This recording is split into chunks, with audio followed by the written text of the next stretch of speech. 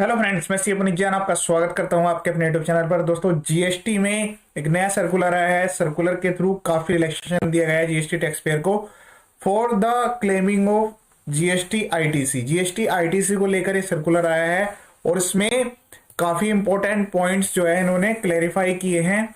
आप ध्यान दीजिएगा, बिल्कुल लेटेस्ट सर्कुलर है और इसकी जो एप्लीकेबिलिटी है वो तुरंत एप्लीकेबल है। तो इसमें क्या लिखा हुआ है, सबसे पहले ध्यान से समझिएगा। जो आपका इनपुट टैक्स क्रेडिट है जीएसटीआर 1 एंड 3B के मिसमैचिंग की वजह से, किस पीरियड के लिए, for the financial year 17-18 and 18-19। इसमें क्या क्लेरिफाई किया गया है कि वो पीरियड जहां पर जीएसटीआर 2A की फैसिलिटी अवेलेबल नहीं थी और आपका ओल्ड आईटीसी जो कि आप क्लेम नहीं कर पाए थे किसी भी रीजन की वजह से, या फिर आपने वो क्लेम कर लिया था पर सामने वाले पर्सन ने अपने रिटर्न में शो नहीं किया, या ऐसा भी हो सकता है कि उस सामने वाले पर्सन ने गलत तरीके से उसको B2C सप्लाई में दिखा दिया हो। इसी को लेकर काफी सारे इन्होंने पॉइंट्स यहां पर क्लैरिफाई किए हैं। 17, 18, 18, 19 से लेकर जो भी इसके बीच में जीएसटीआर 1 एंड 3B की वजह से मिसमैचिंग थी, आप जीएसटीआर 2A नहीं देख पाए थे क्योंकि जीएसटीआर 2A जो है वो 2019 ऑनवर्ड से ही इन्होंने पोर्टल पर अवेलेबल कराई थी। इसी प्रॉब्लम को यहां पर रेक्टिफाई करते हुए इन्होंने जो डिस्क्रिपेंसीज थी उसके रिगार्डिंग ये सर्कुलर इशू किया है।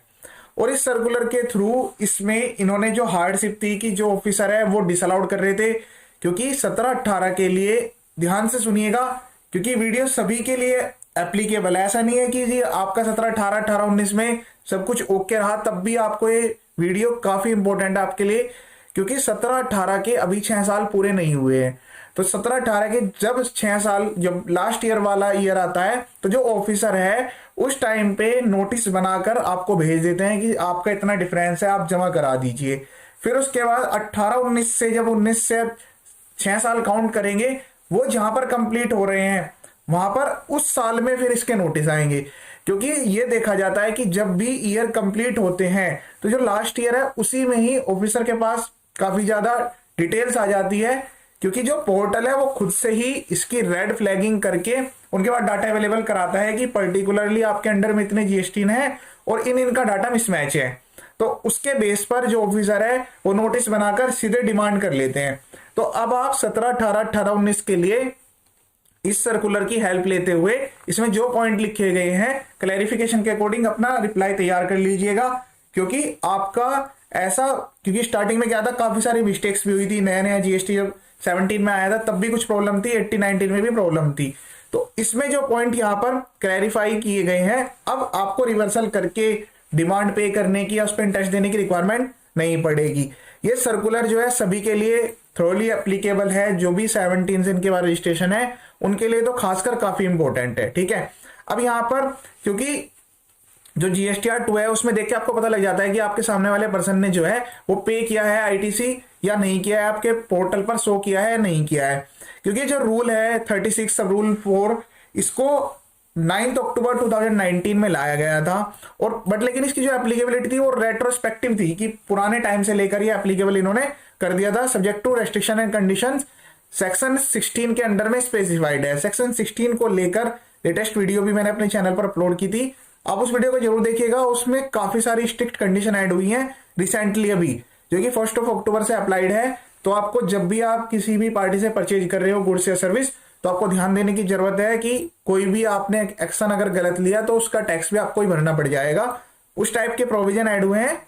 17-18, 18-19 में रिलैक्सेशन है, बट इसके बाद जो 19-20, 20-21, 21-22 और अभी जो 22-23 चल रहा है उसमें कोई भी ऐसी रिलैक्सेशन नहीं आने वाली है, क्योंकि अब इन्होंने रूल में स्पेसिफाइड कर दिया और पोर्टल पर फैसिलिटी भी प्रोवाइड कर दी। ठीक है, तो इसीलिए इसके जो प्रॉब्लम आ रही थी इस पीरियड को लेकर, उसी के लिए इन्होंने क्लैरिफाई किया है।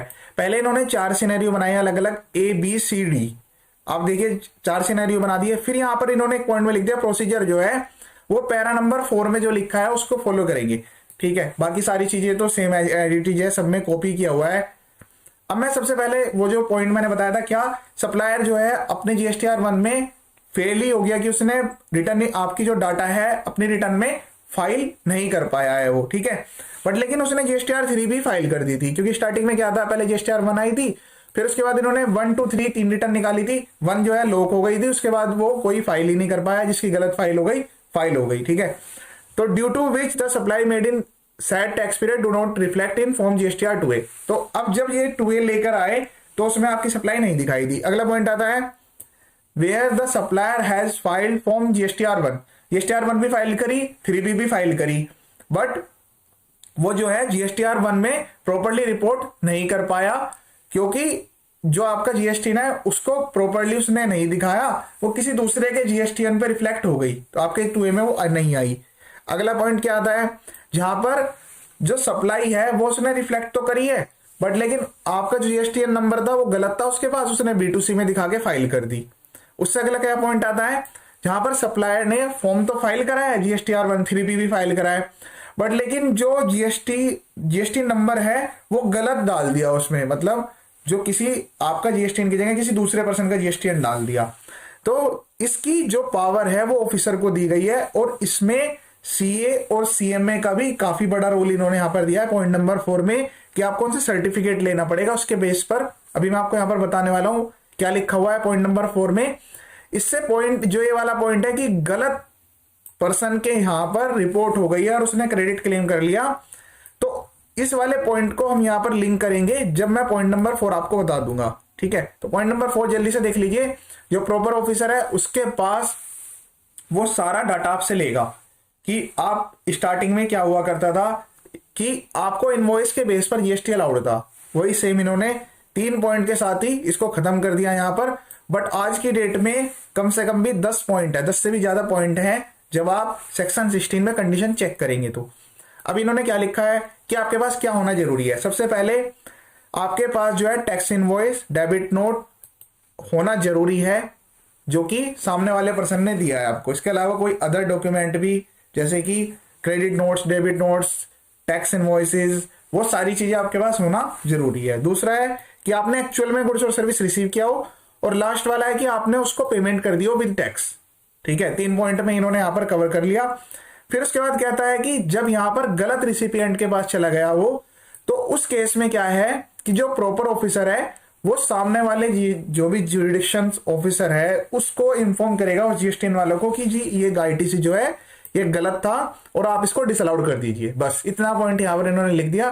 जीएसटीआर 3 में वो सामने वाले पर्सन ने क्लेम कर लिया था, बट इसका जो अलाउंस है वो करेक्ट जो एक्चुअल रिसिपिएंट है वो मिलेगा या नहीं मिलेगा, ये डिपेंड करेगा जो टैक्स अथॉरिटी है उसके एक्शन के अकॉर्डिंग, ठीक है। कि जिसने अगर जिस अथॉरिटी के पास वो चला गया, अगर उसने डिसअलाउड कर दिया तब तो ये आपको मिल जाएगा कि जीएसटीएन गलत डल गया था, अब ये करेक्ट जीएसटीएन है, तो वो जो है उस ऑफिसर के इंडिपेंडेंट एक्शन के ऊपर ही डिसाइड होगा। यहां पर सारी पावर ऑफिसर को दे दी गई है, ठीक है। तो पॉइंट नंबर 4 में इतना लिख दिया। फिर उसके बाद नीचे देखिएगा कंडीशन, फटाफट से एक बार देख लीजिए क्या कंडीशन लिखी है। जो प्रॉपर ऑफिसर है वो चेक करेगा कि जो ये आईटीसी है ये ऐसा तो नहीं है कि जो कि ब्लॉक क्रेडिट है सेक्शन 17 या 18 में, कि वो ऐसे आईटीसी जो कि आपको अलाउड नहीं होते हैं, ऐसा तो नहीं है। उसके अलावा ये सेक्शन 16 के सबसेक्शन 4 की जो कंडीशन है इस टाइम पीरियड के लिए वो भी चेक करेगा। फिर उसके बाद क्या लिखा हुआ है, जो क्लोज सी है ये भी काफी स्ट्रिक्ट कंडीशन है। क्या लिखा हुआ है कि सामने वाले पर्सन ने वो टैक्स पे भी कर दिया हो। बस यहां पर अगर थोड़ी पॉइंट इसमें, वैसे तो ये एसएससी के फेवर में आया है सर्कुलर, बट यहां पर एक पॉइंट आ गया कि जो फेक क्रेडिट वाले पर्सन थे स्टार्टिंग में आप उनका पता नहीं लगा पाए, 2A में रिफ्लेक्ट नहीं हुआ, आपने उनको पेमेंट तो कर दी बट उन्होंने बिल्कुल भी टैक्स पे नहीं करा, तो उस केस में यहां पर थोड़ा यहां पर इस वाले सर्कुलर में इन्होंने ये कंडीशन डालकर कि जो प्रॉपर ऑफिसर है वो चेक करेगा कि उस सप्लायर ने टैक्स पे किया है या नहीं किया। तो अगर सप्लायर ने टैक्स पे नहीं किया है तब तो क्रेडिट बिल्कुल भी आपको नहीं अलाउ किया जाएगा, डिसअलाउड ही रहेगा। अगला पॉइंट क्या आता है, इनकेस जहां पर डिफरेंस, ध्यान से देखिएगा, ये डिफरेंस जो है आईटीसी का जीएसटीआर 3B और 2A को लेकर अगर 5 लाख से ज्यादा है तो प्रॉपर ऑफिसर जो है सीए सीएमए से सर्टिफिकेट रिक्वायर्ड करेगा कि जी हाँ प्रॉपर है, इनका जो आईटीसी क्लेम कर रहे हैं वो सही है और 2A में रिफ्लेक्ट नहीं हो पाया है, और उस सर्टिफिकेट पर यूडिन नंबर होना जरूरी है। तो सीए और सीएमए को पावर दी गई है।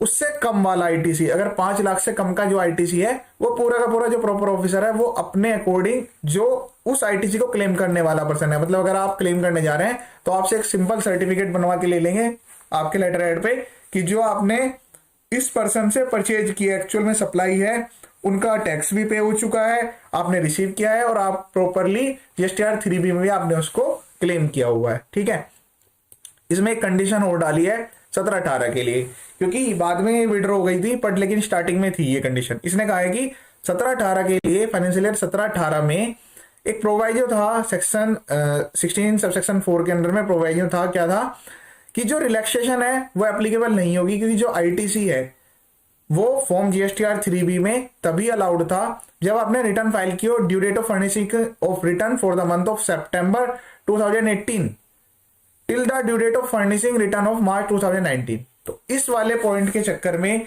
कि आपने पर्टिकुलर इस पीरियड के अंदर में रिटर्न फाइल कर दी हो, if supplier had not furnish detail of said supply in form GSTR 1 till the due date of furnishing form GSTR 1 for the month of March 19। तो अगर यहां तक आपने उस वाले पीरियड के आईटीसी को जीएसटीआर 3B में प्रॉपरली नहीं दिखाया, उस सामने वाले पर्सन ने जीएसटीआर 1 में नहीं दिखाया, उसके बाद दिखाया, ध्यान से सुनिएगा, 17-18 के लिए बाद में दिखाया, तो फिर आपको आईटीसी नहीं मिलेगा। इसके लिए प्रॉपरली एक क्लैरिफिकेशन इन्होंने दे दी कि प्रॉपरली बोनाफाइड जो भी एरर्स है वो चेक करके 17-18 18-19 की प्रॉपरली चेक करके ऑफिसर आपको अलाउड करेंगे। ठीक है, और इसके लिए स्पेशली इन्होंने क्लैरिफाई कर दिया, बट जो फैक्ट और सर्कमस्टांसेस हैं अलग अलग केस बाई केस भी जरूर देखे जाएंगे। फिर उन्होंने यहां पे लिखा है कि जो अभी प्रोसीडिंग्स चल रही हैं स्क्रूटनी में, ऑडिट इन्वेस्टिगेशन में 17-18 18-19 की, उस पर तो ये लागू होगा सर्कुलर, बट जो ऑलरेडी डिसाइडेड हो चुके हैं उस पर नहीं होगा। उसी तरह से जो अभी पेंडिंग है, अपील में हो या फिर एडजुडिकेशन में हो, उन पर भी ये लागू हो जाएगा। तो ये काफी अच्छा सर्कुलर आया है 17-18 18-19 को लेकर। अब यहां पर आपको कोई टेंशन लेने की रिक्वायरमेंट नहीं है, अगर आपने इन वाली कंडीशन को फॉलो करते हुए सर्टिफिकेट बना के अपने पास रख लिए हैं, सर्टिफिकेट रिक्वायर्ड है और जीएसटीआर 3B में क्लेम करना जरूरी है। तो ये था आईटीसी को लेकर काफी अच्छा, एक तरह से कह सकते हैं कि एसएससी के फेवर में अब की बार सर्कुलर आया है 17-18 और 18-19 को लेकर। लेटेस्ट वीडियो है, आप इसको शेयर कीजिएगा। इसके अलावा इसकी पूरी तैयारी करके रख लीजिएगा। 17-18 18-19 में नोटिस आपको 100% मिलेगा, जैसे ही उसके 6 साल कंप्लीट होने वाले होंगे तो ये सारी तैयारी इस सर्कुलर के बेस पर आपको फिर वहां पर एज एन एविडेंस प्रोड्यूस करने हैं कि सर ये सर्कुलर आया हुआ है और हमने ये इसमें रूल्स फॉलो कर दिए हैं, अब हमें आईटीसी आप अलाउड कर दीजिए। इसी तरह के काफी सारे वीडियो इनकम टैक्स जीएसटी को लेकर अपडेट्स भी और बेसिक फाइलिंग्स, उसके अलावा रजिस्ट्रेशन पार्ट को भी मैंने यहाँ पर अपलोड किया हुआ है, आप एक बार जाकर वीडियो देख सकते हैं। ये वीडियो देखने के लिए थैंक यू सो मच।